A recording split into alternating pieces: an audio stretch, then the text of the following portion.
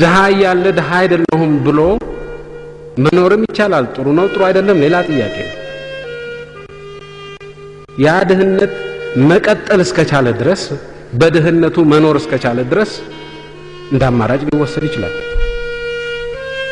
አሁን ግን በዛው በድህነቱ መቀጠል አልተቻለም።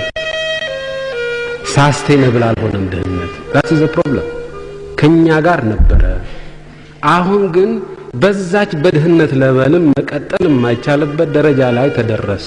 that is the difference። ይሄ ነው ልዩነቱ። የዛሬ 100 ዓመት ድህነትና የአሁኑ ድህነት የሚለያቸው ይሄ ነው። የድሮው ድህነት ሳስቴነብል ነበር፣ መቀጠል ይቻላል። በዛ በሰልፍ ሳፊሸንሲ ውስጥ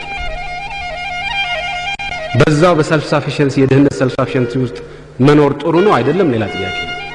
ግን መኖር ይቻል ነበር፣ መቀጠል ይቻል ነበር።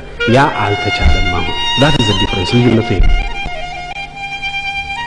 ድህነት የማጥፋት ጉዳይ የህልውና ጉዳይ ነው የምንልበት ዲፈረንስ ይሄ ነው።